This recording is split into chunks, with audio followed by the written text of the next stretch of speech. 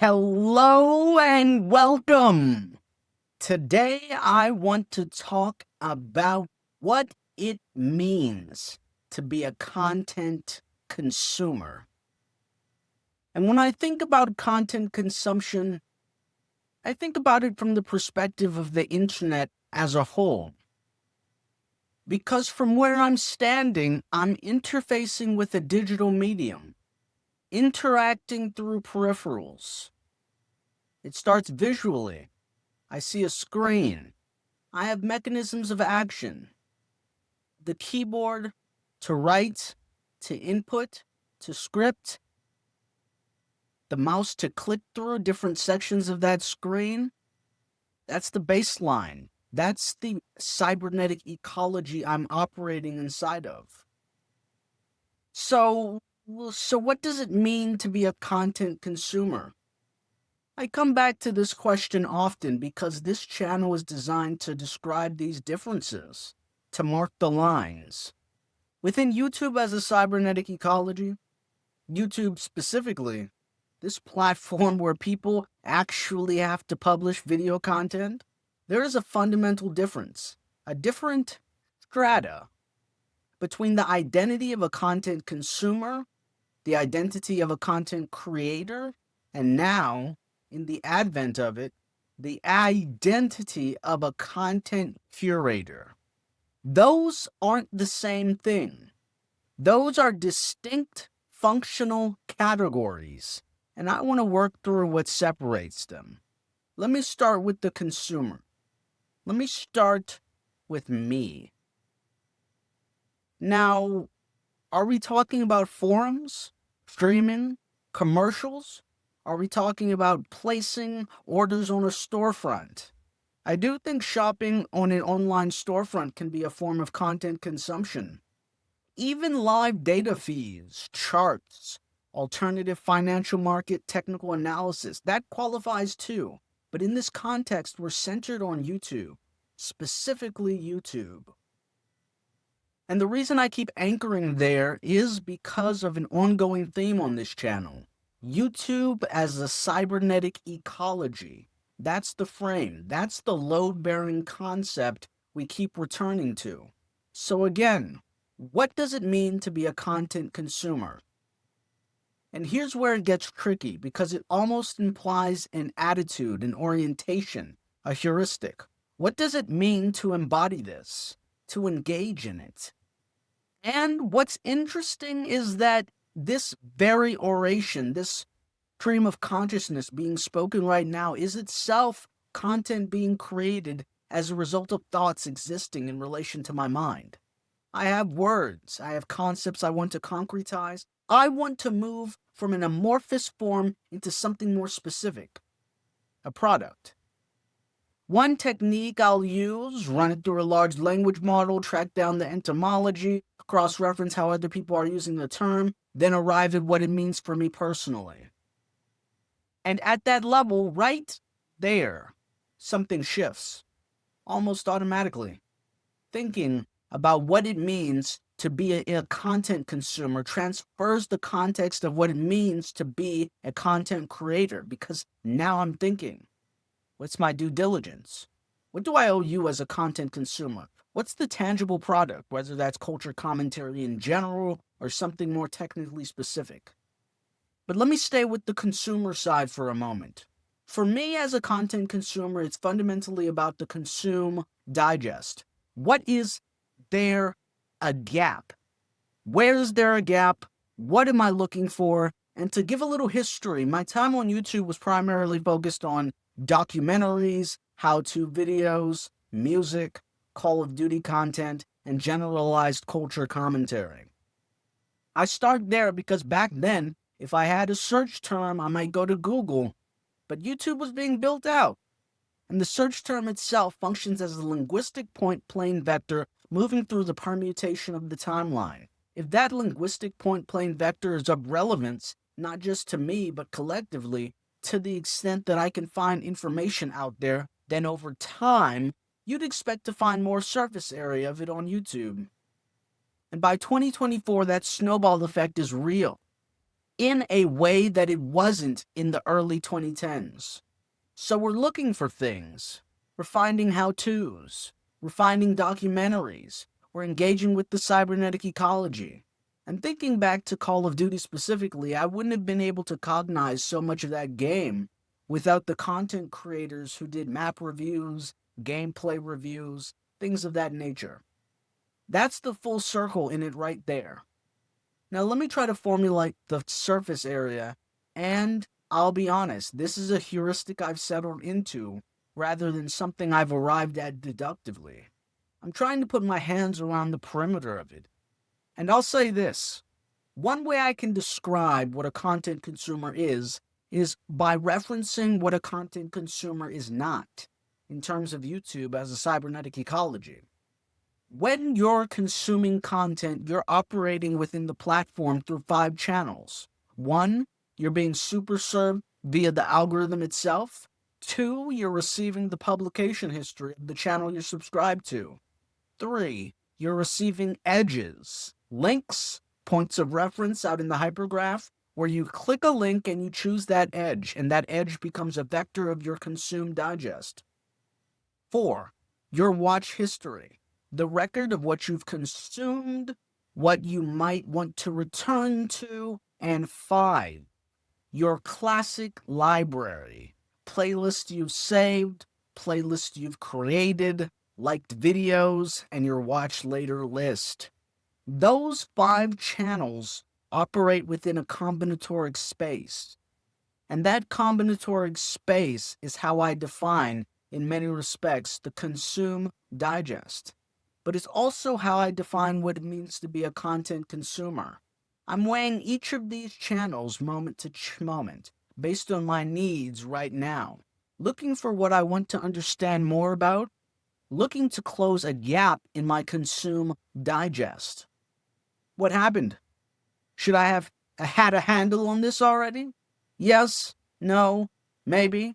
Did something happen in culture commentary where I missed it entirely? Do I need to fill that in? This is the surface area of what it means to be a content consumer, as I understand it. And I want to be transparent that this is how I'm trying to describe it. Not a formal definition, a working frame. And the reason this question matters on this channel specifically is because it's easy to say, I'm just a content consumer. That's what I do. That's what I know. Searching the hypergraph for things of relevance, getting super served via the algorithm, things I would have never thought to search for. New insights. Insights I've taken on as a part of myself through my consume digest. Things that have genuinely shaped my life. And in many respects, it's that story of a content consumer living in one specific corner of the cybernetic ecology where the library exists and you're moving through cross sections of it as a form of surface area. It's one-to-one, one-dimensional, 1 degree of separation, a kind of uniform energetic distribution. A one-way stream of information. That's the analogy I want to hold onto here. And through that stream, throughout that course of consumption, you find things that assist you on your journey. You discover things that you are, in many respects, contradictory to the status quo of what you might expect from culture commentary. As a culture commentary consumer, as a content consumer, you might say, it's just content. It exists out in the hypergraph as a standalone product, but as you take it in, it becomes part of your life. It becomes part of your identity. And then you start asking, to what extent is this relevant to other people? I have a heuristic, an idea based on this cross-section of content and consume, digest, and other relevant areas of my life. But you ask the question, does it exist for others? What's the reference? What's the shared heuristic? As a content consumer, I've found myself thinking, haven't you been consuming content? What's going on in your digest that you didn't come across this? Which, I'll name it directly, is the personal subjective trap I've experienced as a content consumer. weighing these impressions, these understandings against how we all exist within this cybernetic ecology. What are people doing? But just as easily as I can live inside that question as a content consumer, other people are living inside solely as content creators. They have an idea, they have a product, they have a principle, they have a belief. They feel the need to publish. People at newspapers, people on podcasts, reporters, people telling their story, people describing the weather, people reporting on sports betting. So many niche based cross sections, cutouts of reality, cutouts cutouts of reality that are in many respects wholly itemized as cross sections of an individual's multiverse, reflected through the lens of their own perspective, their own genome, their own multidimensional surface area as an observer. So then I double back to the original question: what does it mean to be a content consumer? Can you even define that without demarcating the lines between the roles and functions of the other participants in the cybernetic ecology of YouTube? When you are a content creator, similarly to what I said at the beginning of this stream of consciousness, as a content consumer, I can just live it. It just is. But the moment I start echoing, contextualizing, compressing this heuristic so other person can cognize what I'm talking about, that transforms my relationship from consumer to creator. That is a wholly different functional surface area in terms of the internet as a cybernetic ecology, and specifically YouTube as a cybernetic ecology. So what distinguishes a content consumer from a content creator? You're publishing. You're standing behind a video within the cybernetic ecology that has made it through the uploading process, the publishing process, different tick rates in terms of clearance. Even a private video still makes you a content creator. There's still an edge between you and the content you published.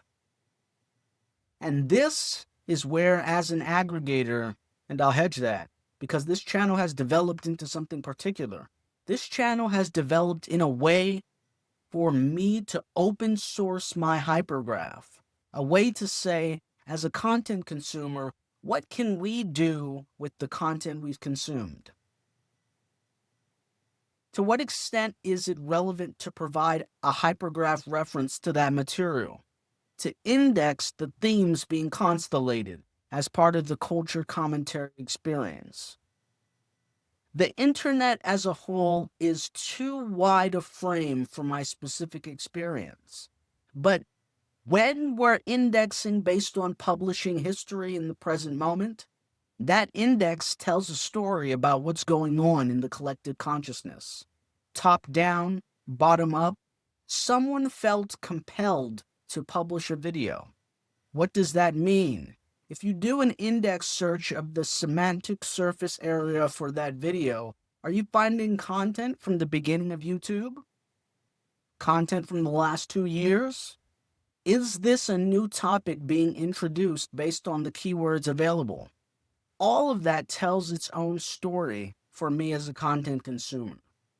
As an aggregator, the work is bridging that subjective gap between my consumed digest and the process of publishing it out as a content curator. Based on the playlist schemas involved, what category does this content belong to? What is it correlated with?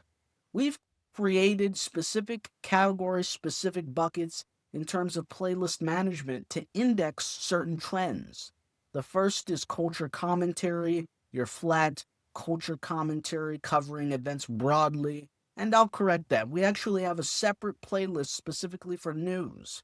We create a bifurcation between news and politics based on my own subjective tendencies and how I frame those two differently. As a content curator, we're still working out on the mechanisms of action to the extent that this provides value both for my own content consumption journey and for others navigating the index.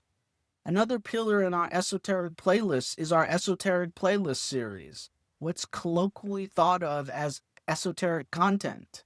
And that's a fascinating space from a social science perspective, from the question of psychological types, reaching all the way back to volume 1 of the collected works of Carl Gustav Jung. Another pillar is natural science. And I'll precision correct that, not just science educators, but technical grade natural science content. We're asking, what's the cutting edge, the bleeding edge of the field? Can we make sense of it? Is it relevant? To what extent have we already absorbed pop culture heuristics and layered them onto assumptions about reality? Whether we're talking about the sword and shield effect, microbiology, the cosmos, all types of abstractions understood through a contextual lens grounded in what's actually out there in the hypergraph. We try to build an index from the consume digest. And lastly, we have a security category specific quick pick, adjacent to politics but oriented towards technical grade culture commentary on the national security state and what that means in terms of technique as a function of the content landscape as a whole. So, a content consumer is distinct from a content consumer. A content creator is distinct from a content consumer, and a content consumer is not engaged in the process of creation. Though the process of creation and publication, you've entered a different functional axis within YouTube as a cybernetic ecology and within the internet as a whole. And that's where I want to leave this. This is our take on what it means to be a content consumer. In future iterations, we'll dive into what it means to be a content creator and a content curator. Until next time,